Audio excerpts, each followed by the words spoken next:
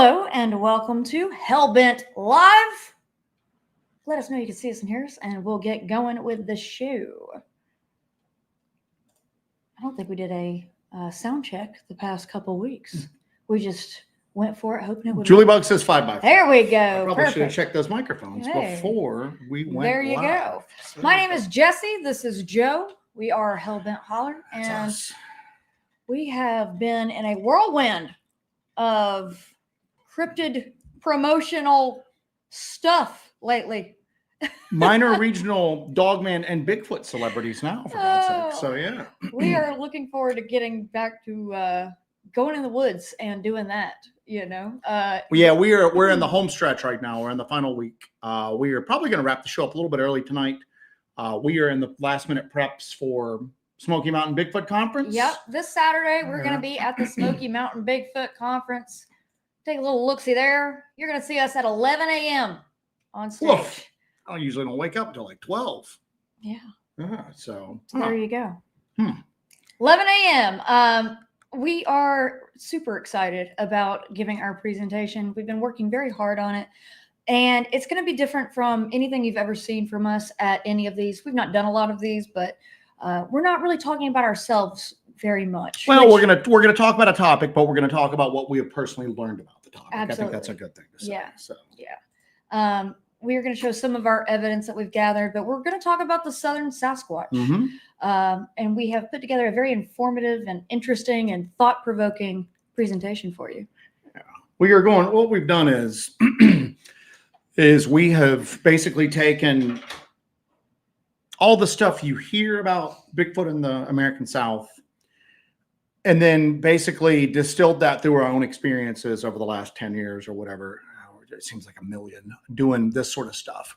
And then really we talk a lot about how the Sasquatch phenomenon in the American South, especially the Southern Appalachians, it's different than pretty much almost anywhere else. Now, there might be individual cases from like the Pacific Northwest that match up a case here, but when you take the phenomenon in its entirety from this region, it's really freaking weird. And there's a lot of reasons for that. You know, the geographical reasons, the cultural reasons. So we basically have a presentation that is pretty cool. We took a lot of things like theories that we've had, a lot of things that we've learned, a lot of things that we've been kind of like, talking about and knocking around in our skulls for the past several years, and just basically put them on paper. And now we're going to present them at this point.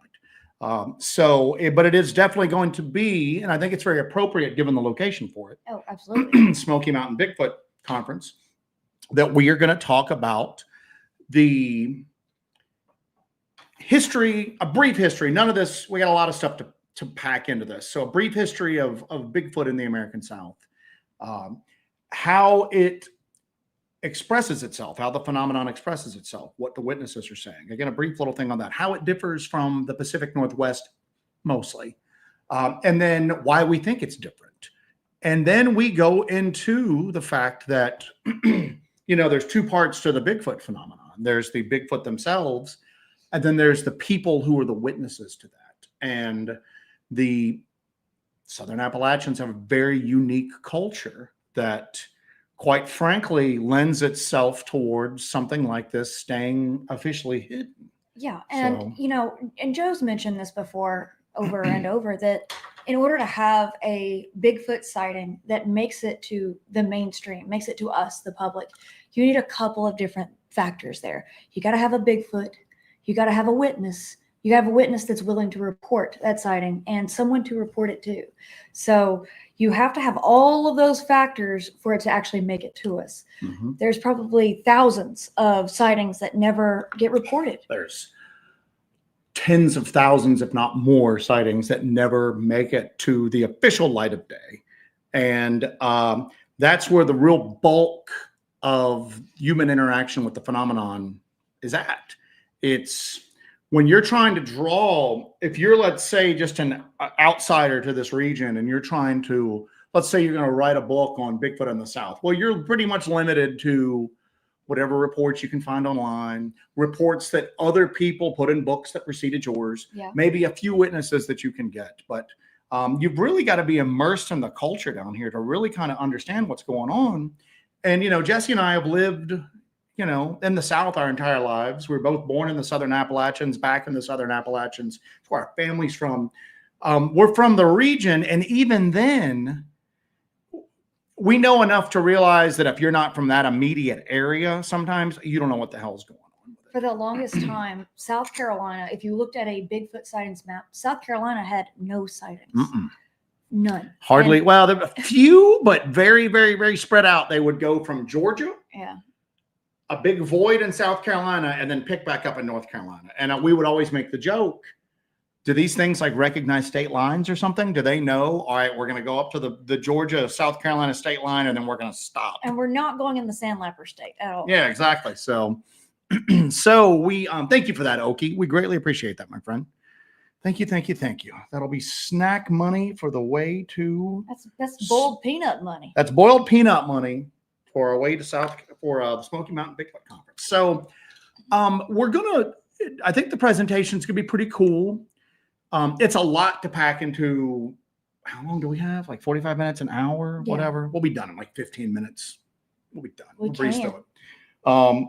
As fast as you and I can talk sometimes. Yeah. So, but we are going to, it's pretty cool. I think it'll be pretty neat. I think it'll be, generally things go one of two ways with these. People will either do these sorts of presentations and they talk about their own individual research, and it's a very, very narrow slice of the subject, or they'll talk about it in grandiose terms, and they'll talk about the phenomenon as a whole, but without any real personal connection to it. What do we always say? It's like watching somebody's cryptid vacation pics. You know what I'm saying? You go to somebody's house and they're just showing you these vacation pics, and you're like, this means nothing to me. I don't really care about this. But with us, we want to basically go through, okay. This is me looking for Bigfoot at the Sandals Resort. So we are, part of it's going to be, one of the things that you always get with people that are in this field for a while, whether you're a researcher or just somebody who's interested in it, or maybe even a person who had like an experience yourself. Every year you go by where it's not found, like officially found, people get burned out. They get discouraged. People who've even had encounters themselves will start to second guess that encounter. Every year you go by and it's not officially like recognized, or it's not proven. People have a tendency to kind of like get burned out and discouraged and just basically leave the field. Part of what we're going to talk about is like, listen, it's to be expected. You got a lot of factors working against you.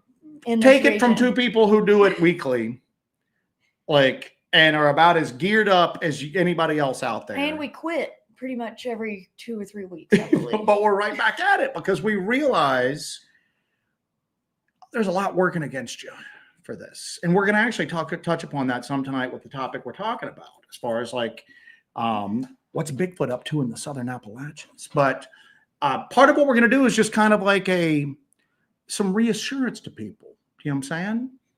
Don't get too worked up when skeptics are going to you, where's the body at? Okay? Don't get too... Where are the bones, Joe? Where are the bones, Where Joe? are the bones? I wish we had the Neanderthal skull in here with us. Oh, we did. We went to... Jesse has to go Halloween shopping every year, and I know that's not a surprise to any of you all out there. It's how I get my home decor for the year round. So we found this massive terracotta skull that's black, and it's got a very out-jutting bottom jaw. As soon as I saw it, I was like, oh my God, we have to get it, because it looks like I what did I say? This looks like the Smithsonian would come and take this from us, It's fantastic. That's prognathic jaw. Prognathic. Prognathic, yeah. So that's our word of the day. But a couple of the quick things here. LW for Bucky Snacks in Seaverville. We were going to be hitting. We are definitely hitting Bucky's. We are going to hopefully take the Rock to Bucky's. The Rock, yes. No one mentioned the Rock yet. We're bringing the Rock. Goshawk says, I've never had boiled peanuts. Are they good, Jesse? They're fantastic. Yeah, I've never. Now, they used to just come in salted or unsalted. Now you're going to get a presentation on boiled peanuts here. Yeah. So, All right. So here we go. So that's what was the classic boiled peanut. Then they went to Cajun style. So then you had just regular salty water peanuts or spicy salty water peanuts.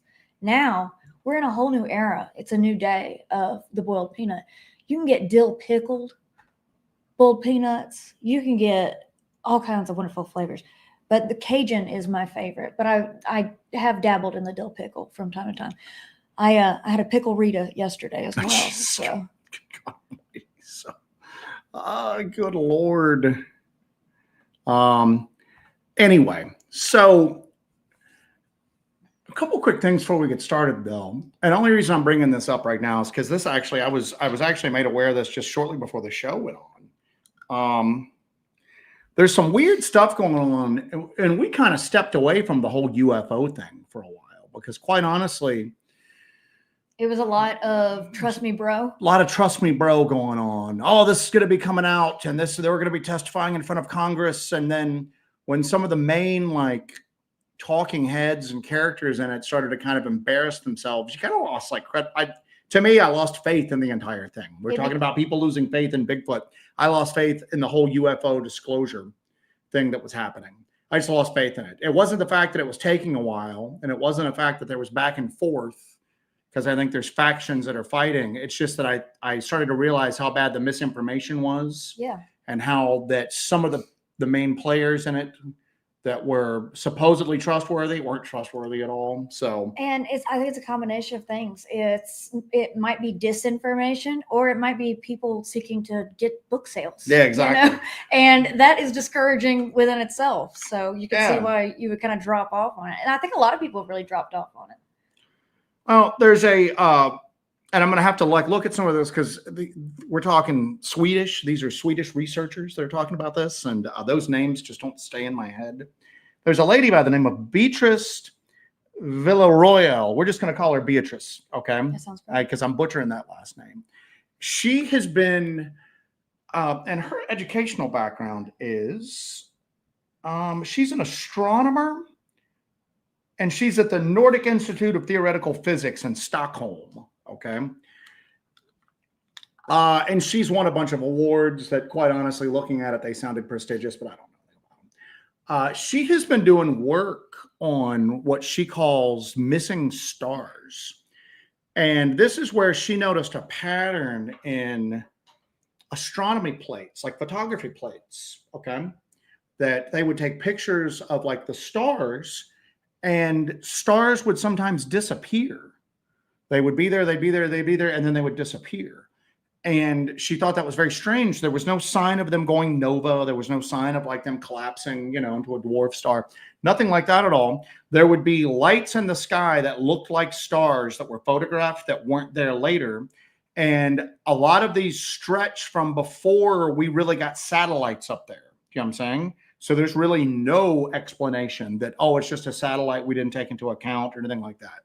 And it's still going on, but it's kind of in its infancy that what they're looking about. But she's done a few interviews and she's done a few things, kind of been on a few shows talking about it. And she's very level-headed.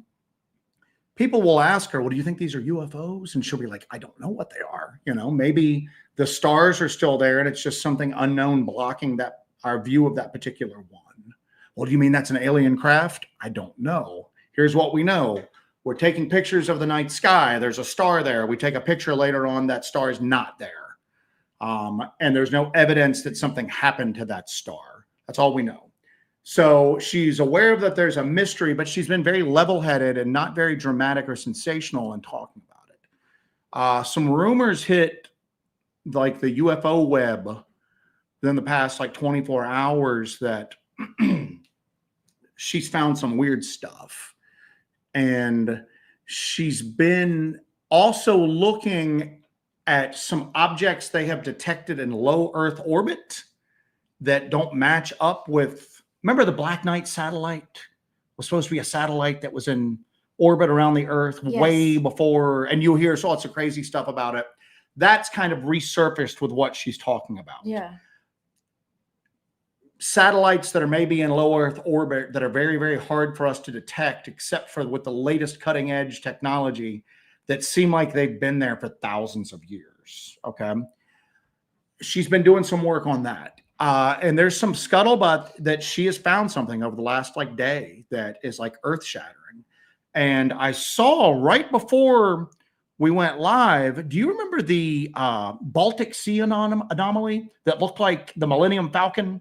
Yes. And everybody thought that it was maybe a crashed UFO? Yes. All right. And they don't know, the current train of thought is they don't know if it's UFO, but it's still weird. Yeah. Well, that guy, and I can't remember his name again because we're talking like lots of consonants and vowels, you know. He's working. Is he Swedish as well? I believe so. Some sort of Nordic, some sort of Northern European. Do you think that this is some sort of Nordic alien propaganda? Maybe so, but he did a video on X because I guess he does stuff with this university. Because now he's almost like a treasure hunter, adventurer type guy, but he found this anomaly. No matter what it is, it's still an anomaly. You know what I'm saying? He's still out there with the latest scientific equipment looking for weird stuff. So I guess he has an office next to her. And he did a video where he looks kind of shell-shocked, talking about how he can't talk about what he's just learned, but he feels like he needs to say something. And he's kind of fumbling around in the video and he's just going, more is going to come out, but I just feel the need that I just have to say something. And we've learned something that very few people know, very few people on earth know. And now I know why they've kept it hidden. And there's been things around us all along that we couldn't see. Some people are saying, or running with that and going, you know, sometimes I'm in my room and I feel like there's somebody else there. Some people are going, they're talking about that shadow biosphere on Earth, that it's not alien stuff. It's stuff that's been here all along. We just can't see it. So we're getting into sky whales. Yeah, sky whales and stuff like that. So other people are going, no, they're talking about these objects that are not man-made, that are non-man-made technology that have been in our skies that we have not been able to detect up until now.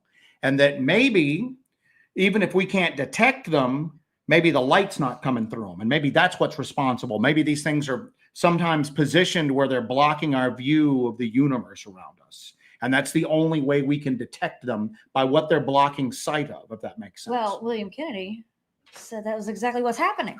So mothership blocking. So William Kennedy is probably in his laboratory right now, working feverishly, surrounded by knives. He's the most tuned in of all of us. So reason why I bring this up is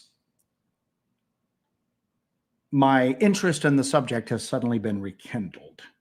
Not only by this, and again, the thing that got me is this guy, and I can't remember what the hell his name is. Let me look it up so I'm just not calling him the guy. This guy. The Baltic anomaly. Who was it that sounded that? Dennis Aberg. Why the hell can I remember Dennis? I was in my mind, I'm thinking he's got a name like Svenborg Julianson or something like that. But Dennis Aberg, when he thought this was a spaceship in the Baltic, he was like ecstatic. He was literally like jumping up and down. Yeah. He was ecstatic. So when he thought he had found a craft from another planet, he was ecstatic.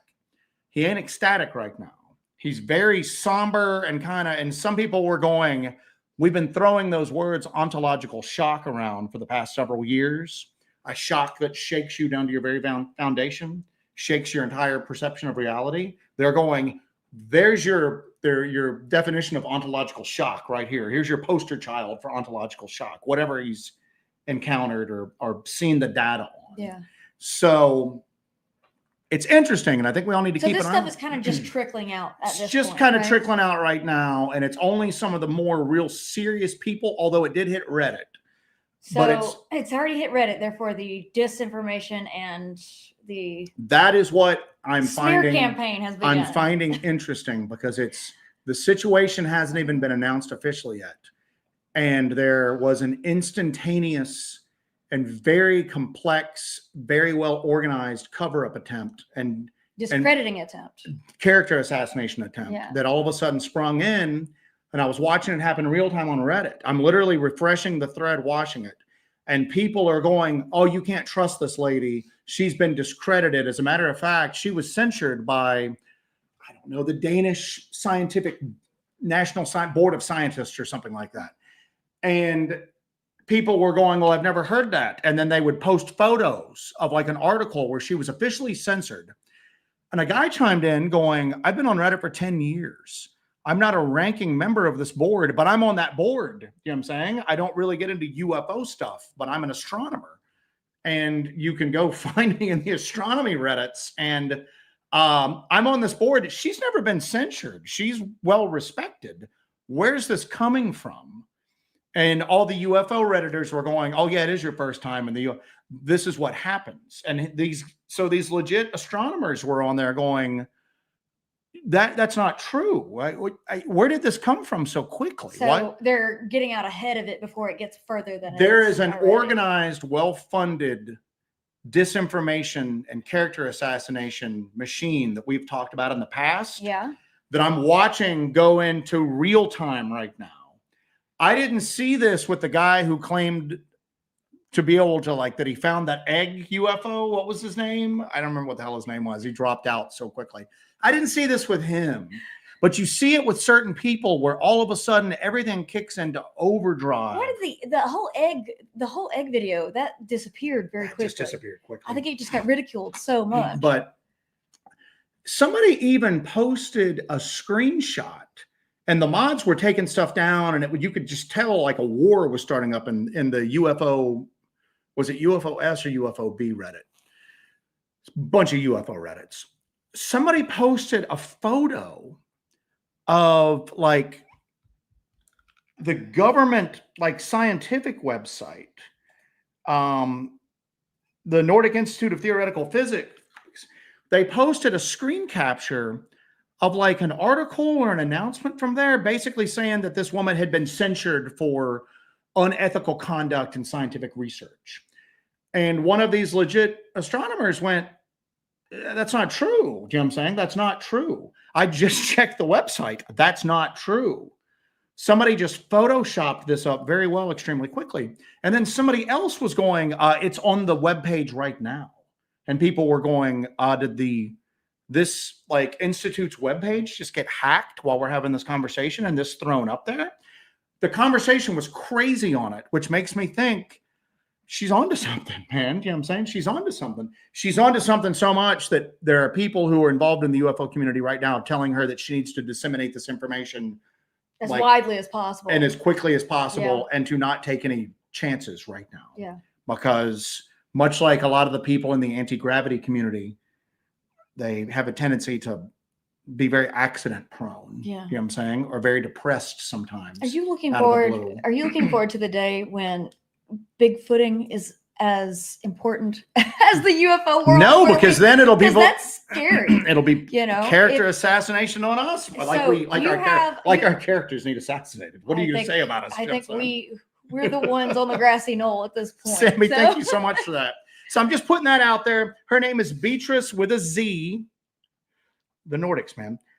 Villaroyal. Okay. And it's coming out right now. She's got a thing called the Basco Project. And the one thing that she was doing is like exoprobe, where she literally goes, we think we have evidence of alien probes and not only the solar system, but on our own low Earth orbit. The data's there. We don't have footage of them. But if you start to compile the data from like almost 100 years of, just taking photos of the night sky and whatnot, we think we have evidence of it.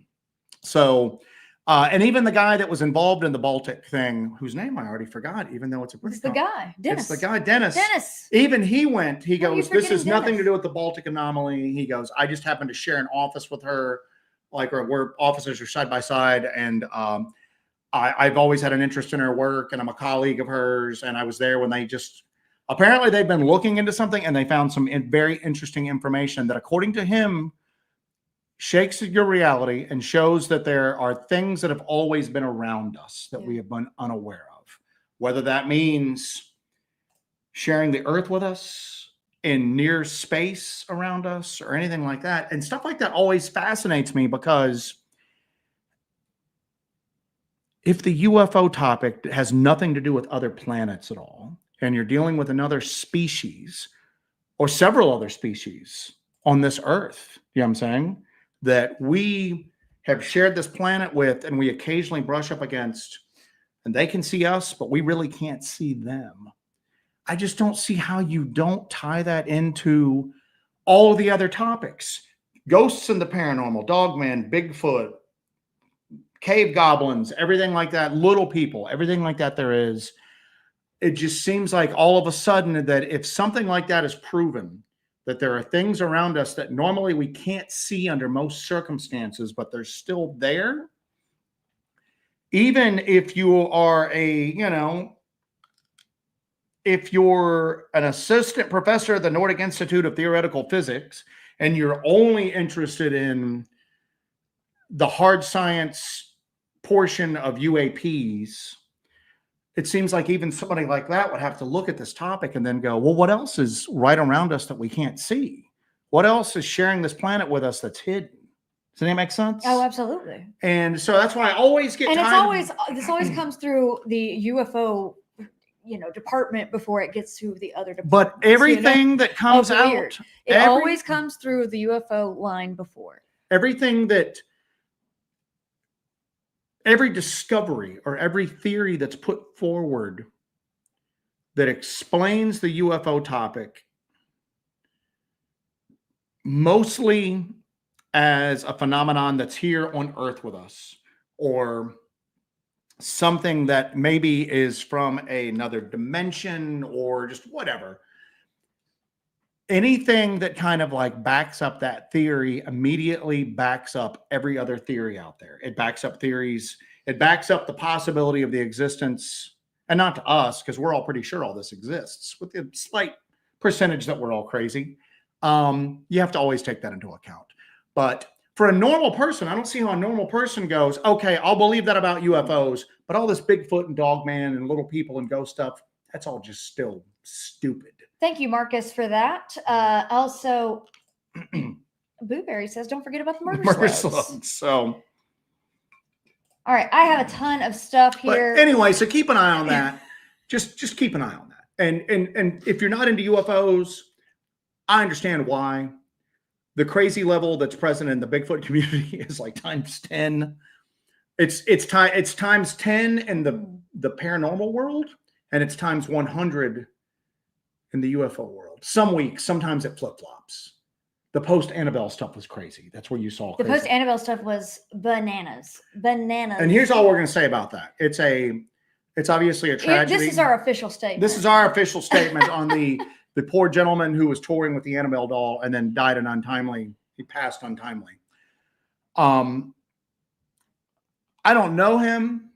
I've never been around the Annabelle doll. I have mixed feelings on all of the paranormal. I just want to say this.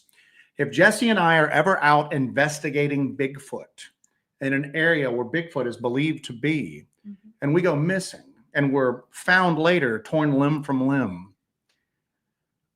feel free to speculate that we ran into Bigfoot and that's how we passed. And if anybody tells you to be quiet about it and goes, they obviously ran into a mountain lion, don't disrespect their memory by talking about Bigfoot. Feel free to speculate all you want. And in fact, try to contact us. Go there and try to seance and contact us. That would be awesome. That would be honoring our memory. That would carry on our, oh gosh, another little cat outside. Thought that was the one you. No. Oh, gotcha. No, that's not. Okay, no, so still. But anyway, feel free to speculate about that. And if anybody tries to silence you, go, they were out looking for it. They believed in it. I'm not disrespecting their memory. So clip that. Clip that. That's and the if we go official missing, statement. Yes. But all anyway. Right. Tanya Kopke. Remember for 20 months. Tanya, you've been in it, girl. Hoping you have good weather for the conference. It's supposed to rain, but we're going to be safe and dry in the conference center all day Saturday. Yes. So it's usually insanely hot this time of year in Gatlinburg. So a little rain might cool it off just a hair. We got Gardening Dragon is a new member. Gardening Dragon is, I believe, back for more. Back for more. And we got Sharon D, who's been a member for 2 months. I love the channel. Thank you so Sharon. much. Thank you. Not seeing Curtis Whitaker on here tonight. Curtis, if you're out there, Curtis didn't hurt us. Just make a comment so we'll at least know you're there. So anyway, just kind of pay attention to that. And whatever data comes out on that, or whatever theory they put out on that, if they're saying we have scientific confirmation finally of something that's been beside us for a long, long time that we couldn't officially detect, all you Bigfoot people take a victory lap, because all that does is that's a validation for what a lot of people are claiming is going on with the Bigfoot community. A while back in the chat, Mr. Blueberry said Sasquatch could be like that too, and we can't see them. There could be, and again, we only know what we know. And then there's certain topics we've got a pretty good idea of what we don't know, because we're advancing linearly in that topic. So we kind of know, we don't know it yet, but probably within the next 5 years. Yeah. But then there's some things that are just so ontologically shocking that they're out of left field on us. And they're just things that we don't have we had no idea what was going on. This might be what's going on with whatever this scientist is going to announce. And it might be what's going on with like Bigfoot, Dogman, stuff like that. You know what I'm saying? It might literally be, I don't know, something that's here, that it's evolved alongside of us, that's always been on this, maybe been on this planet longer than we have, but either naturally or purposefully is able to keep itself hidden from us to like a really big degree at that point. James Davies said, "You know things are getting serious when Hellbent Holler got their glasses on. So we're getting old." Spectator Bob's got a thing here real quick. Just like the people who use Wikipedia to try to discredit David Paulides. Good golly, I get mad at all those morons.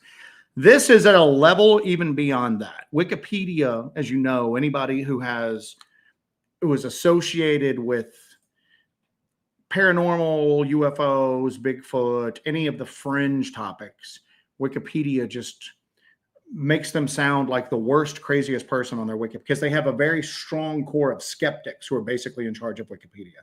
It's so much so that Gary Nolan, who I think he has like 60 patents, mostly in genetics, very famous Stanford scientist. He's listed as a conspiracy theorist. They gloss over all the scientific stuff because he has an interest in UFOs. This is a step beyond. And he doesn't care. Why would he care? He's beyond caring. But this is to a level beyond this. This is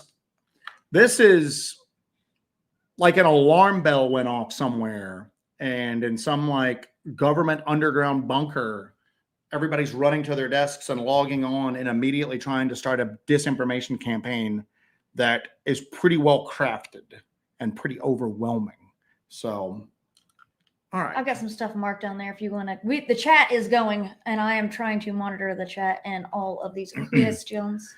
All right. What are you guys' thoughts on AI as far as generated Bigfoot pics and video? It feels like the days of video or picture proof are done. They filmed a great video of Bigfoot. People would claim it's AI. You need context to anything that comes out right now.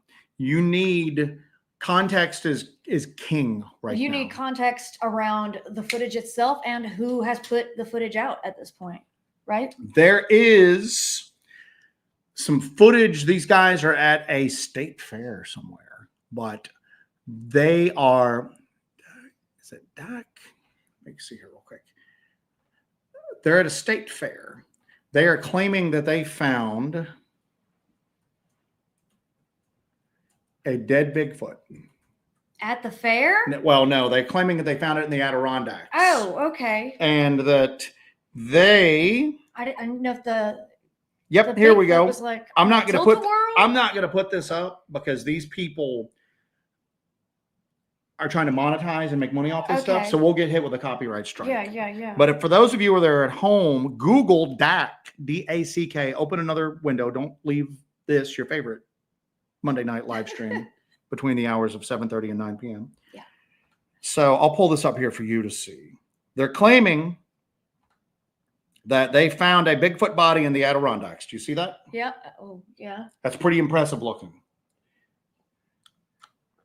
Yeah. Meet Dak, our groundbreaking Bigfoot specimen found in the Adirondack Park. We extracted the 8-foot-long specimen, salvaged what we could, and began our investigation. So many exciting discoveries. DM for questions. Well, the meth gala really likes it. So Indeed. So the meth, it's the meth gala. And it looks. If you can't trust the meth gala, who can you trust? This image that I'm looking at right now looks insanely real. Yeah. Insanely real. I don't believe it in the slightest, because I don't believe any singular photos I see anywhere that are just presented like that. Yeah. I don't believe any 7-second video clips that I see that have no context whatsoever. And we get bombarded by very well-meaning people all day, every day. Look at this and tell me what you think. Oh my God, they found it. Look at this, look at this, look at this. Here's what I trust right now. I trust. What's that? I hit my tea too hard. You're gonna go get some tea? No, I've hit my tea too hard. Okay, go on. So, the tea has led to a pee. So, I'm gonna trust this. I'm gonna trust things with context. I'm gonna trust things where you see what happened before, during, and after, and they're from like verifiable people. Okay, I don't trust any very short video clip that gives me no context other than Bigfoot found in blank. I don't believe any of it. I don't believe any singular image that I see. I don't believe, I don't even think I'm on a single Facebook Bigfoot group nowadays. Somebody invited me to one that was for serious researchers, and I literally joined up, looked at the first post, and noped right out. And it's fine if that's what people want to do, but I just don't believe any of it at this point. I don't believe any of it at this point. And unless there's a human presence or a human reaction or some sort of human context to all of it. But I don't care if somebody comes up to me and shows me a 7-second video that looks like Bigfoot. It's AI. Okay. What were you doing before this? What were you doing after this? All my friends shared this with me. It's AI. Okay. I will believe footage that comes from people like us that are. That's. Well, what I'm saying is coming from a very prideful spot, but I'm with it. I'm with it. People who are able to show what happened before, during, and after because they were filming, or someone who has maybe they're out somewhere hiking, they see a Sasquatch, they pull out their phone, they get a little bit of it. You know, they're able to go back to that area and go, here's where I filmed it. There's the rock that's in the footage. There's this. Anything that comes out that I don't have an immediate verifiable source for, I don't believe, and I don't care how good or bad it looks. And that's all there is to it at this point. You know, I just don't believe it. Because you can tell right now that even the one I just talked about, you can tell it's a little janky looking, but I just don't believe it. I just don't believe it because I look at things logically and I look at things realistically and I look at things of going, if you have a sighting of something like that, it's an earth-shattering moment for you. Okay. It's earth-shattering. Remember when Jessie saw that black shape running and how she freaking just like tore off after it and then had that massive adrenaline dump? That's what happens when you see things. Of course, like everybody on Reddit and other places. She's overacting. People don't act like that. She needs some mental help. Yeah, I do. But, you know, that's also how any normal person would act if they saw something that is not supposed to exist. You know, I always say this. You can prepare for this as much as you want to mentally. You don't know how you react if you actually see it. So and you never forget it. You can never shake it. I don't even know what I saw and it flipped me out that bad. Yeah, and you know, it's so just anything like that, anything without context, anything I see on Reddit. Actually, Reddit tears up everything, whether it's real or fake or whatnot. But anything I see on like Instagram or X or we don't really do TikTok, but anything like that, I just don't believe it. I just don't believe it. I need context. I need more than just a 7-second clip of Bigfoot. And I would hope that all of you guys are the exact same way at this point. So a quick little thing here. Turdogs are designing his comptroller of Banana Town after reviewing the many line items to be recorded, such as for Vienna sausages. I thought that said new skate shoes. I'll take those too. I think it's scat shoes. Flags, boiled peanuts, Buc-ee's, rock polish, and many, many more. We need to polish our rock. So what do we, Surviving the Strange wants to know that if he has permission to monetize the found footage if we are found dead. Yes, please do. Yeah. Please do. Please do. You know what I'm saying? Please do. Please do it. And feel free to speculate as much as you want to about what may or may not have happened with us. So and I'm going to interject here. You're going to hear a lot from Joe tonight because I have a couple of really big interviews coming up tomorrow and the next day. So I am drinking my tea. Yeah, she's got to protect the. We got to protect that. Protect the talent. I am doing interviews to promote my new film that is coming out on Small Town Monsters channel on August the 10th. We announced it, I guess, week before last, officially, but it's called Monster on Morris Mountain, Bigfoot in the Uaris. It's a huge project that we've been working on. You keep going. I'm going to pull up and put the link in there. It was actually an article. Yeah, there was an article that we shared on Facebook and a couple other places that was written about it. And it actually includes the trailer, the preview for it. So we're really excited about that coming out. We spent a lot of time working on that, and it was really a labor of love for that. All I have is emails from a Chinese camera company here. So anyway, yeah, we're looking at a new camera set up. But yeah, so I am doing some interviews about that. That comes out August the 10th. I expect all of you to watch it and love it. We'll leave a MK will tell you how wonderful it is. He's also in it. We'll leave a link to that article at the end of this. Yeah. But so you can check out the trailer for it. There was a good one earlier, and we'll get to this here in a bit. But we'll get to our regular topic. But Verax had asked, question: have either of you actually laid eyes on a Sasquatch or Dogman? Is that what keeps you going? What evidence are you most proud of? I saw something as a kid, maybe. I saw what you could call a Bigfoot when I was a boy. I don't know whether it was real, whether I dreamed it, or whether somebody hoaxed me. I saw what appeared to be an upright canine figure at the LBL on Thermal from a fairly close distance. We have seen things in the LBL that are upright and running that don't quite match up with the description of Bigfoot or Dogman. We don't know what they are. And somebody one night mentioned that there was a creature from Native American folklore, one of the particular tribes, that matched up with what we saw, and we didn't write it down. And then later on, we were like, what was that thing? And neither one of us, strangely enough, remembered it. So if anybody knows what we're talking about, or you're watching reruns and you see that moment, let us know.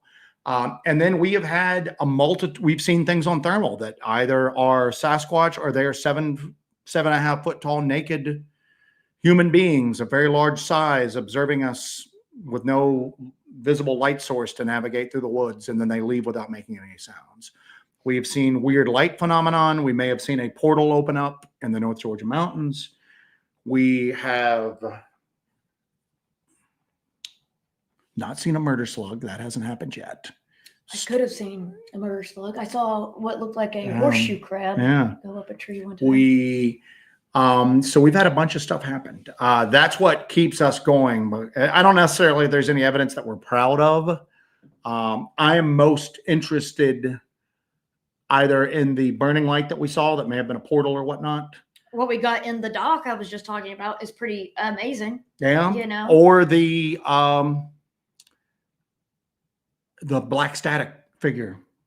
Yeah, it's still the black static figure was insane. That was insane, and the EVP that went along with it. Yeah, But that's what keeps us going. That gave birth to Haze City. Because this week's been frustrating as hell, man. We just got this documentary done. We're getting ready for a presentation. We don't do a lot of these. We kind of overbooked ourselves because we don't do a lot of presentations. But some of y'all were going to the Smoky Mountain Bigfoot Conference, and that's the big southern one, so we agreed to do it. But we have moments where like going, what the hell are we doing? This is, sometimes not enjoyable, but it is enjoyable when you get down to it. It's an enjoyable topic. And we've gotten just enough glimpse from behind the curtain to keep us wanting more. And you know what? I don't even know at this point, we could have the most horrific like Dogman encounter possible. And as long as we weren't like seriously physically injured, maybe it just scared us so bad that we like literally got sick. I don't think it would keep us out. We would regroup and want to come back for more at that point. So Castleberry said he thinks it's in the Choctaw lore, the gangly things. I'll take a look at that. If anybody remembers what it is. I'm going to write that down.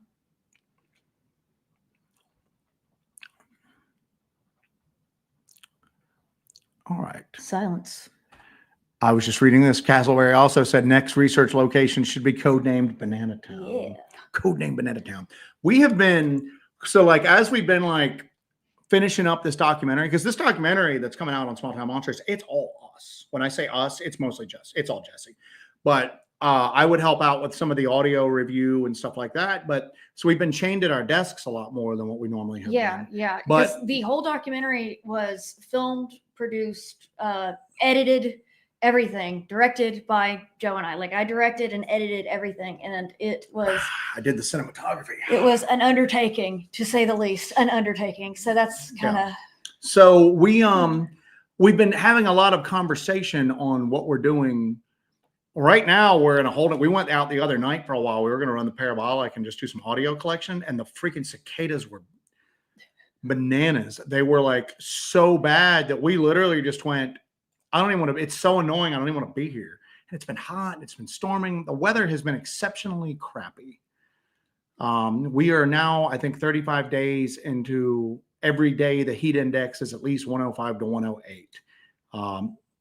So we've been kind of going, all right, when we get done with all this, the weather's going to start breaking. We have got like 3 or 4 just wackadoo investigations. Yeah. One of which can I say at least that inserted? What? Can I say that we're going to be inserted by? Yes, not where the. No, one of them we're going to like be inserted by boat, and they're going to come and pick us up 3 or 4 days later. And we're going to be basically cut off. We're going to have a boat insertion, take our equipment into an area where some weird stuff is going on, and then we'll have a personal locator beacon with us, but it's nobody's getting to us. That's enough. That's enough. I won't give That's enough. But we've got some crazy freaking stuff planned out, man. So it's gonna be bananas. I'm looking forward to everyone else's channels over the next 2 months to be dropped off by boat somewhere. Thank you for that, Cool Crow Productions. We appreciate that, my friend. Thank you so much. So, and Nathan from the Quantum Show, is Meldrum going to be at Gatlinburg this weekend? Yes, Jeff Meldrum is speaking there. And I'm sure he's just looking forward to sharing a stage with us, man. You know what I'm saying? He seems like a very enthusiastic fellow. He does seem like an enthusiastic fellow. But yes, he will be there. I don't even know who else. He's there. Ken Gerhardt's there. We might have a name on the black gangly things. Nalusa. Write it down this time. I got you. 2 people have brought that up: Spooktator Bob and Zachary Wagner. So, are those at the very bottom? 8:15. Okay. So, all right. Let me run down through here. But all right. That helps. Thank you. We've got the brain trust here. The brain trust. We just have to throw something out there, and we've got everybody here that helps us. I got to run down to the bottom of the chat here because it's so. I'm sure I'm missing some. Cool Crow Productions. Thank you, sir. Appreciate you. I'm so far down. Joe is doing a great job. Thank you, Marcus Aurelius. He is. He's doing a great job. Okay, here we go. Mr. Boo Bear has something as well. The Nalusa Cheeto. Chito. Okay. So, anyway. All right. So, anyway, so let's veer over to our topic here a little bit, because one of the things we were talking about when we were getting ready for the conference is the unique qualities of Bigfoot, when I say the American South, we're mostly focused on the Southern Appalachians, but this is pretty much true for most of the South at this point. But I'm going to use those terms probably interchangeably throughout this. I might just say the South or the Southern Appalachians, but one of the things that, as we were preparing for this conference and for this presentation, that really kind of stood out to us is culturally how Bigfoot is viewed in the Pacific Northwest, and culturally how Bigfoot or Bigfoot-like creatures are viewed in the American South. And in the Pacific Northwest, you get it that it's forest brother and, guardian of the forest. And, there's a spiritual element to it. And it's like the hippie Bigfoot, you know what I'm saying? And it's also, it's been kind of a commodity for a very long time. Absolutely. It's been, it's been a keychain. It's been a plush. It's plushy doll, in the Pacific Northwest. Bigfoot now, burger stand. That's definitely happening in the South now. It's happening now. The gentrification of Bigfoot, as you would say. But I'm wearing black rimmed glasses. I can say the gentrification. But in the Pacific Northwest, Bigfoot is something to be found. Okay. In the South, Bigfoot's something to be feared for the most part. Yeah. And when Jesse talked about that gentrification, you're having, the South's got a lot of immigration coming to it. People coming from out north and out west, moving down here. And they're kind of really getting into the fact that they're in a more rural area. So you're kind of seeing that cartoon version of Bigfoot kind of be pushed right now. But it's from people that are new to the area that really don't have Bigfoot experiences themselves. Bigfoot's kind of a cute thing. Oh, I live in South Carolina now. They have Bigfoot here. And they're just, they got the Bigfoot thing in their front yard and all that. So, but traditionally, it's just like I said, people are looking to find Bigfoot in the Pacific Northwest. They fear Bigfoot here. And you can see its roots in the word, you always hear people call it booger or wood booger. And, obviously there's some humorous connotations to that, but that's a direct link to the boogeyman. Okay. A booger in the American South is not just a Sasquatch. It's always been kind of a primordial fear, this fear of something's coming out of the woods at night and walking around our houses. It's a booger. So a booger can mean a Bigfoot-like creature. It can mean a witch. It can mean just a myriad of things, a haint, a spirit, a devil. All those words are pretty much interchangeably used for what could be the Bigfoot phenomenon in the American South. Yes. And these are names that bring up fear. It connotate fear. Mm-hmm. PW 4534 says, Flash of Beauty and all of them never mention all the negative encounters. Claudia Ackley, etc. Natives don't even go out at night. He follows up with, natives know they kidnap human females. There's not much defense against cryptids that have paranormal abilities. If you're looking at, we go out armed to do this. We do most of our stuff at night. And whatever is out there has already demonstrated the fact that it can affect our flashlights, our night vision, our thermal. I don't think it would be able to affect the point that our guns wouldn't fire, but I don't know. You know what I'm saying? I don't know. And it's, again, and if you, I'm sure that you can go through and you can find very pleasant Bigfoot encounters from the American South. That's the exception to the rule. And if you go back through them from the folklore of it, even the natives who didn't just outright fear it had a very healthy respect. And we're okay as long as we stay over here and it's over there. You get into the American South, and this is something that has transcended from the Native American population up to the European settlers up to modern day. There are areas that are culturally taboo to go to. There's hollers you just don't go to. There's caves that you don't go into. There's cemeteries you don't go around at night. And there is a view that Bigfoot in the American South is not something that you've ever really wanted to have a relationship with. You might be forced into an uneasy proximity with it, but there were steps that you would take to protect yourself from it. And you go into the fact that even in this day and age, there are mysterious deaths and disappearances that happen in the American South that are never quite fully explained, even if they make it to the media. And I'm not saying that every one of them or even most of them have anything to do with something like Sasquatch or something like that. But I'm also not saying that all of them definitely don't have something to do with that. And one of those things that goes along with this, it's the culture of this region and the culture of this area.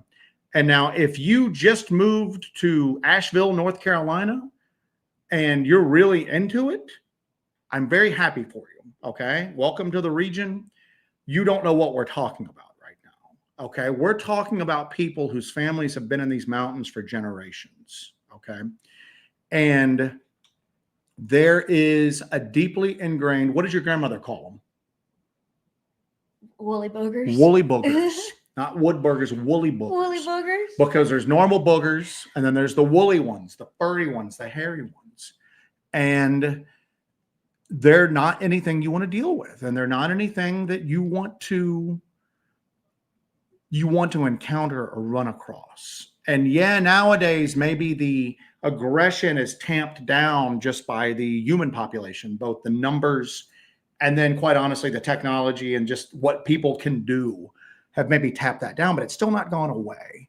And I always go back to this, that I think that, and trust me, I mean, we have it out because I'm very open. I think that these creatures, no matter what they are, they're opportunistic predators. It doesn't make sense for them not to be.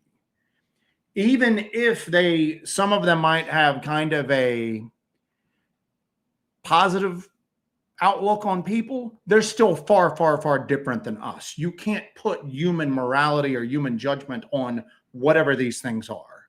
And even the people that are out there that are going to tell me they have great relationships or favorable outlooks on these things will also tell you they're to be respected. Well, they're to be respected because if you piss them off.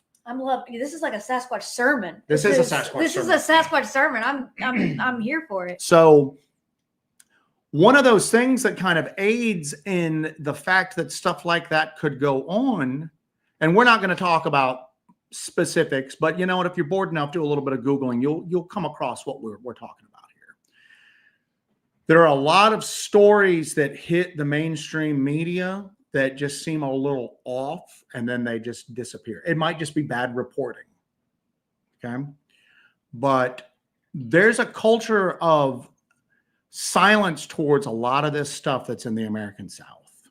And it's from, you find it, if JD Smooth is in the chat, you will find it in segments of the Cherokee Nation.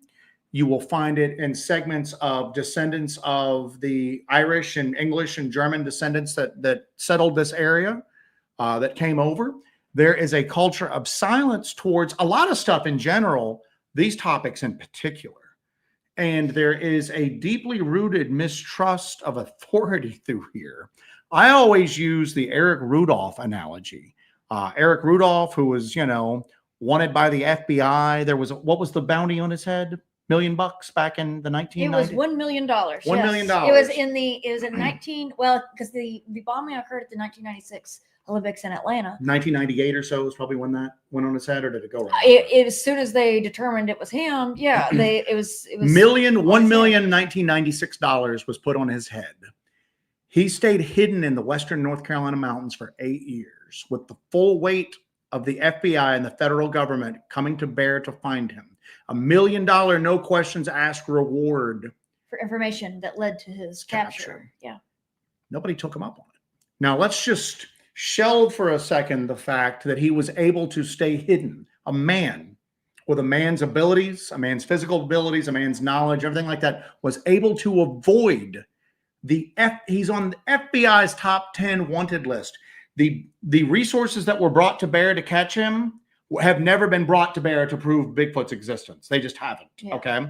There has never been such an organized, expensive, well-funded search to find a Sasquatch, but there was for Eric Rudolph, and they couldn't find him for 8 years. He finally got tired and basically let himself get captured. Well, part of the reason he wasn't captured was an overwhelming distrust of authority that permeates these areas, especially the more rural areas. Would you agree with that? I would definitely agree with that. And people don't just go, even maybe if it's in their best interests. A lot of times they don't want to talk to the man. They don't want to talk to the man. And that goes beyond just a fugitive from the federal government staying hidden. They don't want people. They're Southerners that have been here for generations are already ticked off about people moving here. They don't want to say, I saw a Bigfoot, and now they have to worry about TikTok people showing up trying to do. And we bring up the incident in Newberry in November of 2024 all the time. Newberry, South Carolina is a very rural area. It's the Francis Marion National Forest, where a hunter reported he saw Bigfoot out there.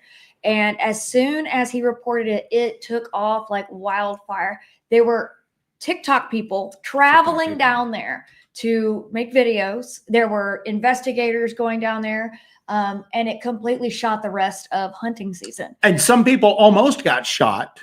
Yeah. Who were going out into areas with hunters. They weren't wearing, they're not rural people. They don't know how to act. They don't know that there's hunters out there. So it shot hunting season and people almost got shot. Yeah. And it's. So that pretty much for that area, that has instilled a culture of silence for generations at this point. Because if one more person ruins hunting season for everybody in their area. Oh, it ain't gonna be good, man. So he's not gonna have a good time.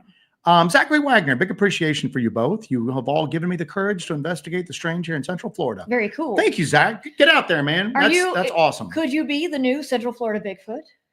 Our buddy Central Florida Bigfoot is no more, but we're looking for people. He lives. He was not eaten by a Bigfoot. He just moved to Kentucky. Well, that we know of. That we know of. Might be a Bigfoot using his phone, keeping up the lie. Our friend 40 in Tennessee. You go up here in the South, you hear at some point that Booger Man is going to get you. That's what's instilled in you from childhood on up. And here's what you get is that you might have some nouveau hippies move to Asheville, North Carolina. They maybe have lived in San Francisco their entire lives and they want to embrace that granola culture. Good for them. You know what I'm saying? They move here. And there's a reason why this particular region has the most search and rescue calls of any of the lower 48, because yeah. You get people that move here that want to be one with nature, but they don't understand nature, and then they get lost in nature, and nature tries to kill them. So you have those people, and they might have occasional brushes with the Bigfoot phenomenon or this other weird stuff, but let's just say stick with Bigfoot. They maybe have a glimpse of something when they're hiking. Maybe there's something like they have a little brush up against it. They might go, it was a wonderful, magical moment. It changed my life. It opened me to the mysteries and the wonder of the universe. The people that have lived here for generation after generation after generation in the areas where these things mostly are have a much different story to tell. Okay. At best, you get, I don't bother them. They don't bother me. And I want to keep it that way. That's what my uncle said. Other people, like we mentioned earlier, know not to go out after dark, know to keep your kids close, your animals close, everything like that. Cow goes missing. We're not going to cause too big of a stink. Sometimes that's the price you just pay. Well, you've also got a bad attitude, towards tradition, folklore, beliefs, because anybody that's new to an area, they think that their old beliefs are backwards. Superstition is backwards and stupid. So they scoff at it, so you have that stigma as well. If you mention any of your superstitions or your folklore, it's just an outsider, they're going to laugh at you. The other thing, so there's that fear of ridicule. We already, and I don't mean to offend anyone, but this is the trope, and there's a lot of truth to the trope. People move to the South to tell us how to do things. This is not how we did it back home. Well, why, if home was so freaking great, why did you move here? Well, the economy's better here. It sounds like we got it pretty well figured it out. Okay, thank you. But people don't like talking to outsiders here. And even me from, the West Virginia border, up in the Blue Ridge Mountains, the Shenandoah Valley, Jesse in the mountains of Western North Carolina, we're from the Appalachians. We understand it. Okay. I've had ancestors kind of pushing it. I have people in my family line that have died in coal mine accidents. Okay. Jesse's family, It's like the friggin' Outsiders, for God's sakes. They're savages. They're running around on illegal four-wheelers. Remember the Outsiders, that TV show? Yeah. I was reacting to the comparison. So even then, we're not welcome in a lot of areas because we're not from that particular area. We're not from that small town. We're not from that county. Okay. People don't like talking to outsiders about it. And that's what keeps this stuff hidden. There's the other thing too, that goes into what 40 in Tennessee just said. You're told, don't go out after dark or the booger man's going to get you. The boogeyman's going to get you. The booger's going to get you. The wood booger, the woolly booger, whatever variation you're going to use. The other thing is that you don't talk about it because talking about it makes them come to you. Talking about it gets their attention. I'm not going to say the LP word, but the small folks. And if JD Smooth's in the chat, you don't talk about the small folk up around the Cherokee. You don't even talk about them. Okay. And if you try to bring it up, they're leaving that conversation one way or the other. Okay. And if you try to maintain them, you're going to find out how tough the Cherokee dudes are. They don't want to deal. They don't want to draw its attention. And that's another thing that goes into it, that even if the person who had that encounter likes the person that they would maybe tell, sometimes it's so culturally ingrained, they don't want to talk about it because they don't want a repeat of whatever just happened, or they don't want to gather its attention. So you have, now the Dennis Martin case is a little out of the ordinary because there was so much national attention and that brought in so many people from the outside and everything like that. Everything they learned from that search and rescue has been utilized in every search and rescue operation since. But there are a multitude of other deaths and disappearances where it just seems like people don't want to talk about it.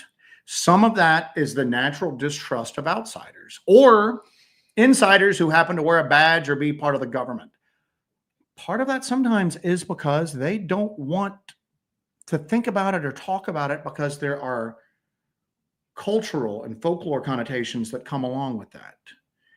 You see that echo. A lot of the people from this area for Western are descendants of people from Western Europe, or, and there from Germany to England, France, up through the north, down to Italy, you talk about these things, you piss them off and you gain their attention, and you don't want to do either. And that's still alive. Even if they don't verbalize it, that's still alive to a great degree through here. And it gives whatever these things are pretty ample room to maneuver. And that's why I think that the things happen in the South. And because it's almost like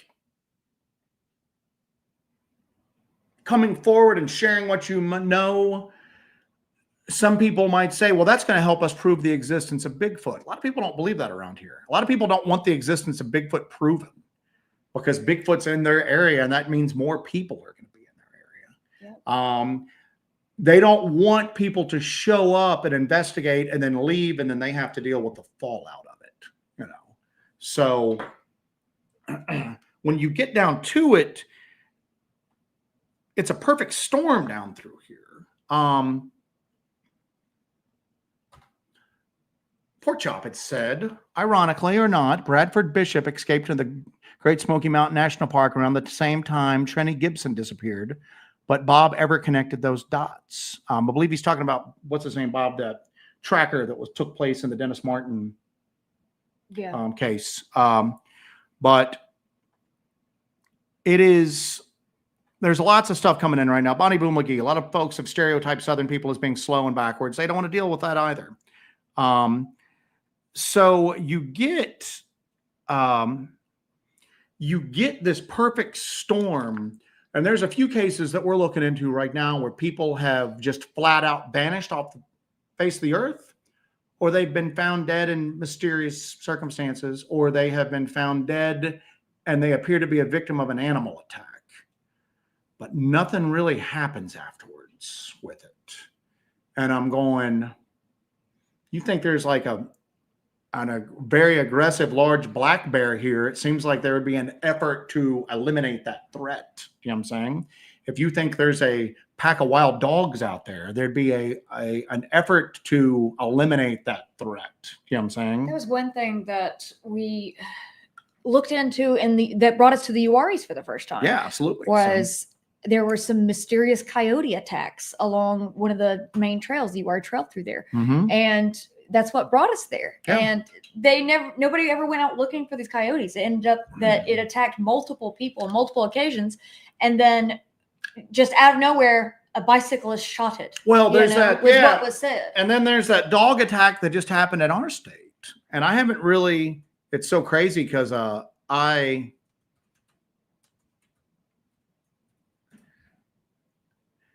that was up near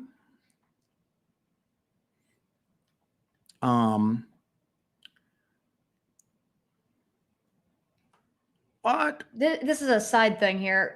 Pork Chop asks, am I stupid? What are these XP points now showing up in chat? That's a new thing YouTube is doing, I guess, to be like, what is that? What is it doing? XP points. I think it's trying to be like Twitch or something. It has nothing to do with we don't even see that on our end. We don't know what that is. Is that like experience points? I don't know. So. I don't know. It's a new thing that YouTube has rolled out. I have not read about it yet. So when I talk about this too, I want to say, and it's really weird because there's two American Souths right now. There are the metro areas that are growing extremely rapidly, and some of the bedroom communities around those metro areas. And then you go 30 minutes out, and there's a lot of culture shock that is taking place right now. Because people will go out and go, oh my Lord, I thought South Carolina was like Greenville, where everybody's just clean and rich and friendly and just, blah, blah, blah, blah, blah. And, there's a world-class sushi restaurant there. And then I went 30 minutes away to go antiquing, and he spit tobacco on the hood of my Mercedes. You know what I'm saying? Told me to get out of here, boy, before I died.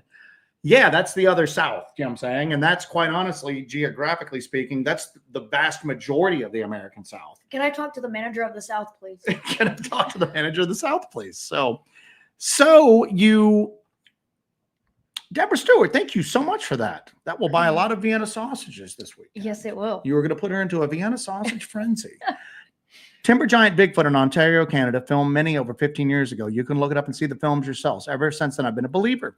And here's the deal. 15 years ago, yeah. You know what I'm saying? Yeah. I mean, and it's funny too, because I do it a lot of times just to kind of get people's goats, because I like being a Bigfoot iconoclast. I like kind of challenging some of the sacred stuff that's in Bigfoot. Stirring the pot. Tilting with those windmills, just because people will, and the Bigfoot community have such a problem of repeating things without really thinking about it.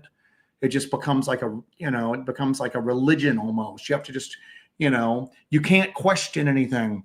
But, like the Patterson Gimlin film, that's something. I don't think that's a guy in a suit. That's something. The older ones like that, I believe. Now, again, newer ones, something from 15 years ago, I'm going to go check it out. Because if it looks real, it's probably real. Okay. It's probably real.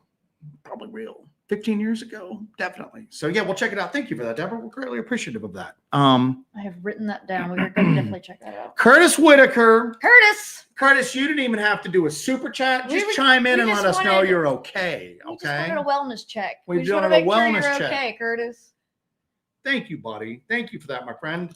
Glad you were able to make it here tonight for us. Curtis, reach out to us, by the way. Yeah. We're going to verify it's you somehow, but reach out to us on our email address. Michael Tovar, thank you, sir, for Weekends Road Snacks. Thank you, Joe and Jesse, for all your hard work. Thank you guys so much we appreciate it. I'm going to be in a salt and sugar coma. You're just going to like... Oh, have you all, for my gummy connoisseurs, have you seen the gummy octopus? They're huge. They're this big. So there's only about 8 in a bag, but they're delicious. You need to just branch off of this whole cryptid thing. This ain't going nowhere. I need a gummy review channel is what you really need to do one. I think that's That's where my passion lies. But Curtis, don't hurt us. But and yeah, we have not seen Miranda Crew tonight either. Chat's been flying, and I've been babbling, so it's hard for me to kind of keep up on it. But he's doing a great job. He's doing a great job preserving my poor little voice. I've got my throat coat tea going, but yeah, and that is that's what we, that's what we kind of like. That's where we're kind of going for some of this stuff. It's behavior like that. And let's just say thought experiment time. Let's just say that some, not all, or even the majority, but some of the disappearances and deaths in the American South can be laid at the very large feet of Sasquatch. Why would that surprise anybody? Because this is the one spot in the lower 48 that everything kind of combines to make something like that possible. To me, it goes back to that same attitude that we've experienced with the Annabelle doll situation. Mm-hmm. You have people who are into Bigfoot, and then you suggest this, and they're like, that's not possible. That could not happen. Well, you believe there's a 7 to 8 foot hominid out there that could possibly just snatch somebody up and take them at will. But it's disrespectful to the people who are missing to speculate on that. I don't think it is. I don't think it is at all. So, real quick, just saw Lady Wolf thanking him. Thank you, Lady Wolf. You're the best damn mod in the business. She is. We don't thank you enough. When we do the revamp of the show, I'm going to have a graphic sequence for Lady Wolf. That's just a little teaser on there, but we're going to revamp the show in the next couple months. Crazy. There's going to be a live band, dancers, Lady Wolf graphics, everything. So I wish we could have a live kind of go through here. The chat's got some really good stuff in it, and we're going to see what everybody's going. There's Curtis. There's Curtis. Curtis. There's Curtis. APB out for Curtis. A couple things that we had started that don't really have. 1 second. Let me find it. Reverend PC asked, Jesse and Joe, any thought on Pat and Joe Parker's LBL thermal of Dogman or possibly Bigfoot? It had tall ears and a snout, though. Is that the one that Jody Cook brought out? I don't know. Reverend PC has been trying to ask us about this the entire time. Reverend, I just saw him. I've started them, but I don't know. I don't know. If that's the Jody Cook one, we discussed that. The NADP one. It looks like something, if that's the one, and if it's completely different, then no, I haven't seen it. The only thing I've seen recently is the one that Jody Cook had brought out. Dog woman. The dog woman where they claimed it had a pup waving at the camera. It looked like something. I didn't really see the pup waving at the camera. I thought that was like, it was like Disneyland Dogman or something like that. It's got a happy baby. But I had a hard time watching that because I'm familiar with the camera that they claim to use, and it didn't have the detail that I'm used to seeing. And I have a feeling that maybe somebody tried to brighten it up in an attempt to make it more visible, and it just kind of shot the thermal quality. It looks like something. It doesn't look like a bear. I mean, it's not outside the realm of possibility that it was a bear, but the ears, from what I can tell, didn't look like a bear. So let us know in the chat if that's what you're talking about there. And then one other one here that somebody had asked. Before we get to that one, LW Marshall said the chocolate covered almonds at Buc-ee's are great. LW and Mary got me a Santa Claus Buc-ee plush that I do not put away at Christmas. I'm looking at it over here. It's actually got it over here. My little Santa Buc-ee is here in the studio with us all the time because it's just so cute. I couldn't put it away at Christmas, but we're gonna have to have like a shelf with the cool stuff. So the Buc-ee and the rock together. So yes. Couple quick things here. Marcus Aurelius for the honeymoon, still in a holding pattern. Something at the mini bar. Thank you, buddy. And then California Ryan, happy Hellbent Holler Live Monday. Thank you, my friend. Matt, guys, why do you think Bigfoot is more accepted in the cryptid community than Dogman? Longevity. number of reports. Even though I do think that there's some cross-contamination that goes back and forth. I think that sometimes Dogman reports are misfiled as Bigfoot and vice versa. And the big one is people associated with the topic are freaking crazy, man. Yeah. It's nuts. It's bananas. Sometimes I really wish we had never gotten involved with the Dogman topic in the slightest. If I had had my druthers, we would have gotten a really good thermal image of something that looked like a Bigfoot and never dipped our toes in the Dogman waters just because the people are so crazy. Yeah. And when UFO ghost and Bigfoot people are looking at a topic going, damn, those people are freaking wild. They are very batshit crazy. Excuse my French. That has, if cryptid and paranormal people are saying that about the topic, think what people on the outside are saying. Yeah. Yeah. The other thing too is the fact that culturally, upright canines are pretty much universal. That's a universal fear. One of the things that I always come back to is like canines, wolves, dogs, whatever. They're both our greatest competitors as early man and our biggest allies. Okay, depending on how the situation was going. So they occupy a very prominent space in like our memory, our genetic memory. You know what I'm saying? However, modern people think that the idea of an undiscovered gorilla or a caveman that's existed to modern times, or another tribe of people that are hairy is far more plausible biologically than a werewolf running around. So that's it. But I just got to be honest with you. Most of the community acceptance or avoidance does come down to a lot of times the most forward-facing people in the Dogman topic are maybe not our best ambassadors to the world at large. We still get we haven't gotten them for a while, but the death threats that we get from the community and just the crazy, obsessive, weird behavior is all traced back to the Dogman stuff.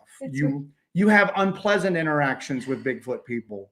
Mostly it's ego driven. But the Dogman people want to come and chop you up.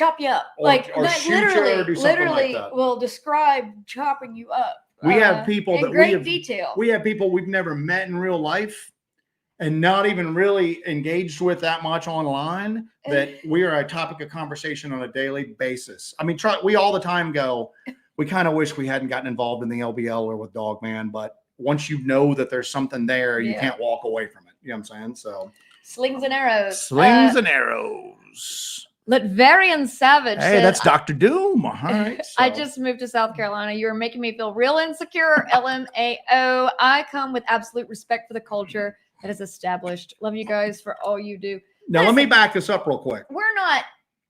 Let me say something.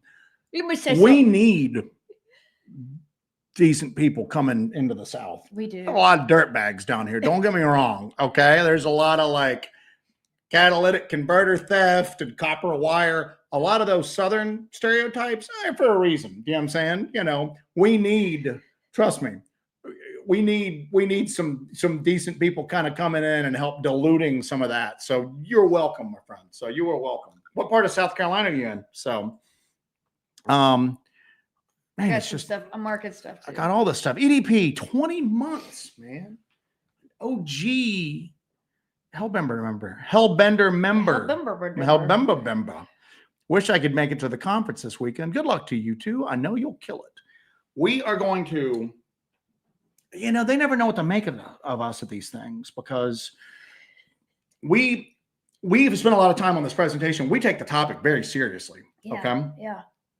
If you could see our library right now, you would know how seriously I'm in there moving stuff around to set up a place for Jesse to do these interviews. And I'm moving backpacks, camera equipment, books on like friggin' folklore and witchcraft and cults in the South, Bigfoot, Dogman, all of the stuff. Scrying mirrors. I mean, we take this stuff extremely seriously, but we don't take ourselves seriously.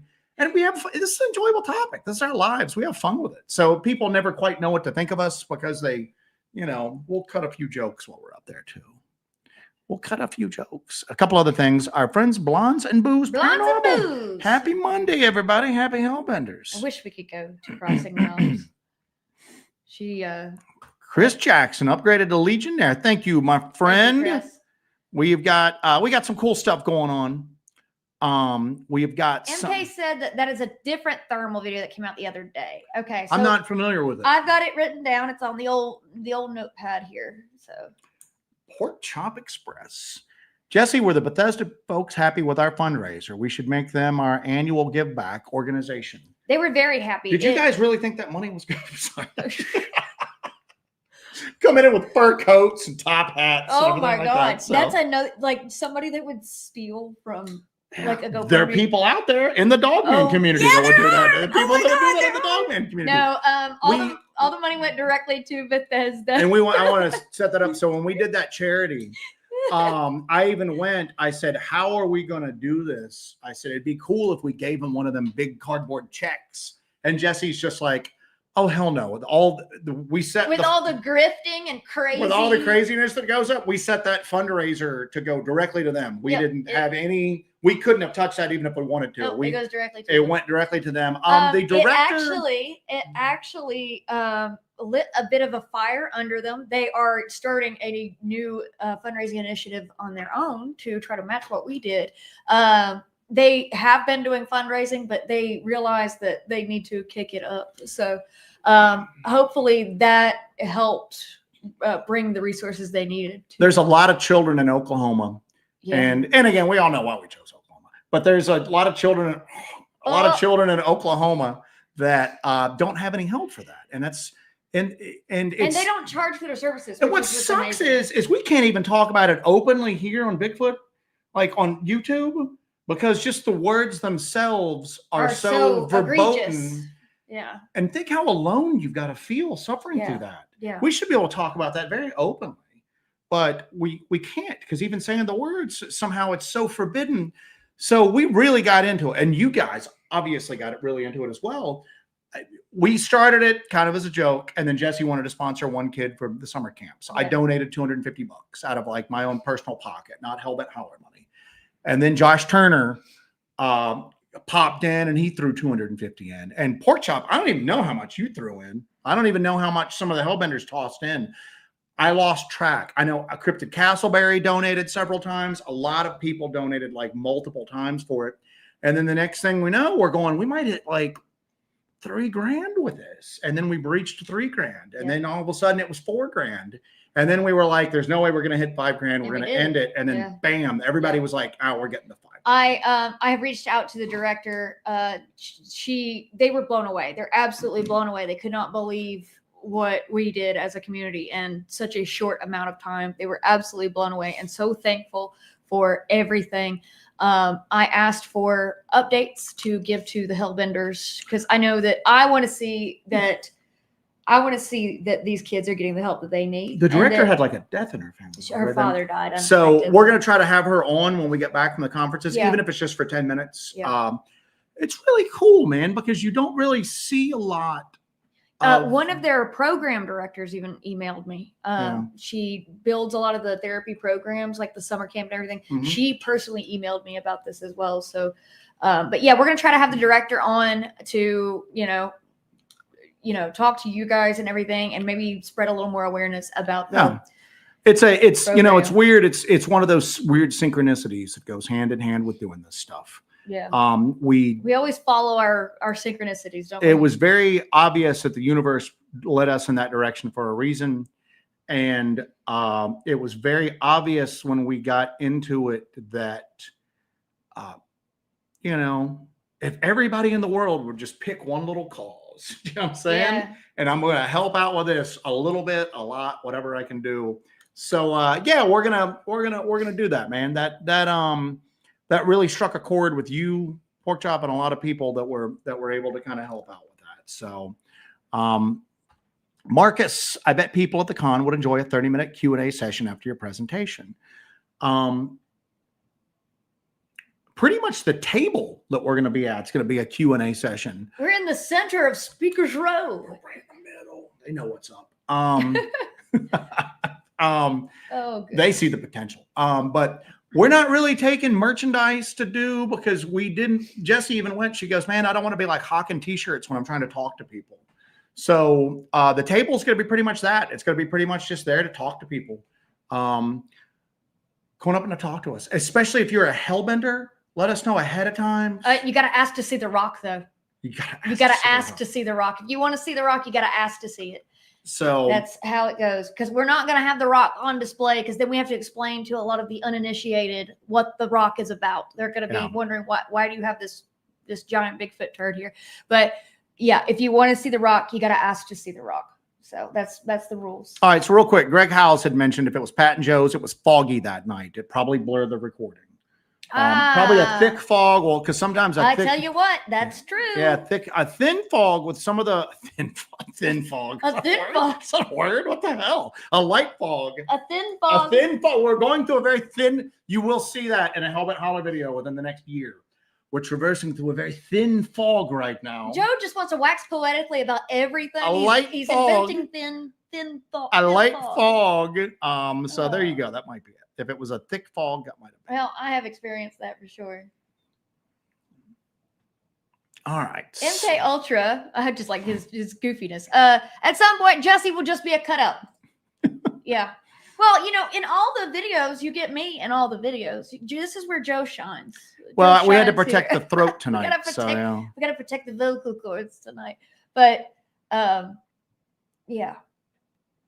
All right, let's see what else. I don't want you all to think I'm sitting down on the job just snuggling my Bucky plush, but I am. All I see from Half Inch Wrench Crew is Lowell. I don't even know they were in here. He's been in here the entire time. Half Inch Wrench Crew, their channel trailer is like the best thing that's on YouTube right now. Would you agree with that? Yeah. It's really freaking good. Oh, it's great. It's fantastic. It's really good. It's something. Their channel trailer is exciting. It excites you it's for really what you're about to see. Good. It is. It is really freaking good. We watched it probably 3 times in a row. And you know what a channel trailer is? It's basically just to introduce, this is my channel, this is what we got going on, blah, blah, blah, blah, blah. We had just watched, do not mention it. We had just watched a professionally done, probably very expensive to produce, direct, everything like that, documentary on an unnamed paranormal subject. And it really didn't do anything for us. And then we watched the Half Inch Wrench Crew's channel trailer, and I was just like, this is awesome. This is great. Yeah. So check out their trailer. Check out their channel. We were there for it. In fact, we watched it about 8 times. So yeah, it was some good stuff. So I like when you throw your paranormal shade on the Moondog popped in here tonight, man. Everybody's coming out of the woodwork. Fresh DNA. Fresh DNA. What's up, Moondog? So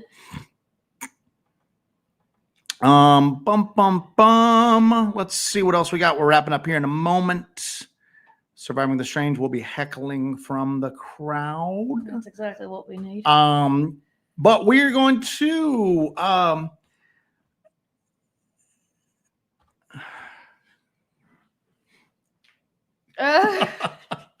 anyway.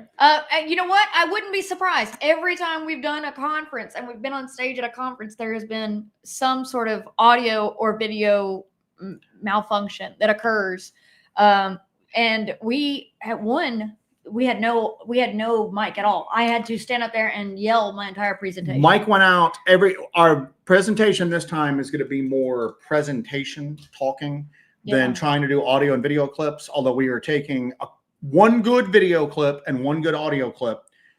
But the rest of the time it's going to be a presentation because we don't trust. I don't trust it. I don't trust it. It's never worked for us. It's never. Was it at Cryptid Con? We were up there fighting for our lives. Fighting for our lives on that stage. At Cryptid Con, the presenter before us was fine. Yeah. I went out on us, and then it worked fine for the presenter afterwards. And then the dude with the hair, the ancient aliens guy, alien astronaut guy, George, whatever. The one that loves Monica. Yeah, fell in love with our friend Monica. But during his presentation, everybody loves Monica. He even said during this part of my presentation, I usually have problems. And he had problems on it. But Sergeant said, as far as the knife checks right now, YouTube is going through a transitionary period. You can have a channel that does like a cooking show and there's like knives everywhere and there's no problem. Or you can have somebody like us who flashes like a hunting knife just for a second and all of a sudden it's a problem. They're really kind of trying to get a handle on their AI moderation. So we're just waiting for that to kind of solidify a little bit. We got too much stuff going on right now to try to fight to get our channel back up if it's taken down for whatever reason. So, all right, let's see what we got. We're getting ready to wrap up here in a moment. Bonnie Blue says, Jesse, you got to charge a bag of gummy octopi to see the rock. Win Clan Ken, it was a great cause and I was glad to be a part of it. I thank you so much, my friend, for donating to that Bethesda charity. It's going to be, might be something we try to do more often. Might be something we kind of do, but I'm going to catch up down here. And if you could hit that like button, we'd appreciate it. If you don't want to, don't. I really don't care. You know what I'm saying? So I don't care. Marcus Aurelius, will you guys be eventually selling life-size cardboard cutouts of yourselves so I can get through the dry spell between Tuesday and Sunday asking for a friend? We are now. We are now. Yeah. And guess who the first customer is going to be? This guy right here. Imagine having a big cardboard cutout of me in every room. Oh, goody. Yes. So good. So great. All right. So we are going to wrap this up. Jesse's doing some interviews this week. Oh, the cardboard cutout thing reminded me of something. I saw some poster art. I saw some poster art for my documentary, and it's pretty rad. If they don't get posters made of it, I'm going to see if we can get posters made of it because it's cool. It's super cool. Now that we're wrapping this up, I'm going to put it in the chat and then I'm going to put it on a comment afterwards, but go check out. It's not going in. Oh, man. Horror Society. Did it not take? It's my freaking channel. It's not You're letting me banned. share. I'm banned from my own channel. It's what the hell? Horror Society, Bigfoot in the Uwharrie Mountains. New documentary arrives. Check that in out. August. So check it out. If you were going to be at the Smoky Mountain Bigfoot Conference, bear with us because we're going to get mobbed like the Beatles. I'm just going to be honest with you. Do you know what I'm saying? So we're going to drive the people. We're going to drive the crowds crazy. We should have gotten the cutouts to do the show. We should. Anyway, so come hang out with us. We're not selling any merch. We'll have I think we've got a few t-shirts and hats that we're going to take. But we purposely didn't want to do it. We were just we want to go. We're going to go hang out. There's a bunch of y'all coming. We want to hang out. I don't want to be freaking bartering over some dude buying a hat. You know what I'm saying? So we're just. Now, what do y'all do? Should I buy a hat? I don't know if I should buy a hat. I'm thinking about buying a shirt. I don't care. We don't want to do that. So do you have change for 100? I do not. So don't. So just come hang out. We got people there. Can I say who's coming? You can say, I guess. Go ahead. Patty and yeah. Well, I said it last week. Jesse's parents will be there, so you'll see that. All this will make sense. It'll all make sense. It'll all make sense. So, but we are going to try to do some live streams from the conference. We're going to try to do some little clips as we can. It's pending signal.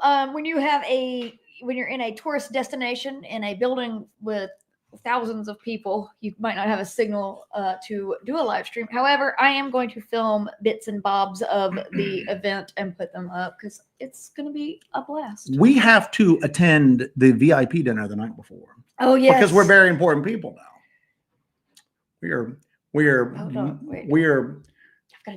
minor regional. I'm struggling to do this with my pinky out because my mug is so big.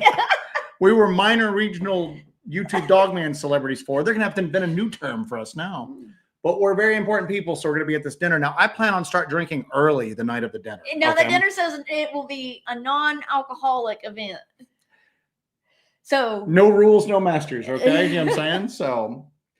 So I figure by about 8 o'clock, the Jameson will be kicking in. Okay. And that's when I'll let everybody really know what I think about them. Do you know what I'm saying? How did that go the first Cryptid Con? When you confronted Nick Groff. I did confront Nick Groff. Yeah, we went to the first Cryptid Con. We got to meet Linda Godfrey. That was amazing. That was worth the entire trip, was to meet Linda Godfrey. But yeah, it was just it was the Wild West during that. When it was in Frankfort, Kentucky, in a weird hotel. Yeah. So Super, I'll just watch those egos. I don't know if you mean ours or theirs, but we'll watch them all. Trust me. But anyway, we'll watch them all implode. So we're gonna wrap up. We'll try to live stream as we can. Like Jesse said, we might not have a lot of signal there. Some of those touristy spots, sometimes everybody's on their phones and it just don't work that well. But we'll see. We'll see what we can do for it. We're definitely gonna film a lot and share that afterwards. And we'll at least give some updates. Yeah. We got to give some updates. You know what I'm saying? So even if we pop out the parking lot real quick, although we're going to get mobbed like the Beatles. I'm telling you right now, you're going to be shocked when they see me. You're just going to be, and then my autistic meltdown happens. Yes, indeed. So, yeah. All right, guys, if you're going to mob me, at least bring gummies. How about that? So we are wrapping it up. Thank you all so much for joining us tonight. And, get ready for this freaking documentary. Yeah. This documentary is going to be. The doc's going to be great. It's August the 10th is when it comes out. It's going to be really, really good. And I will announce when these interviews I'm doing are coming out. I think one's coming out Thursday, allegedly. So we'll see. But yeah, I'm super stoked. This documentary is going to be great. And I'm excited for y'all to see what we have been working on.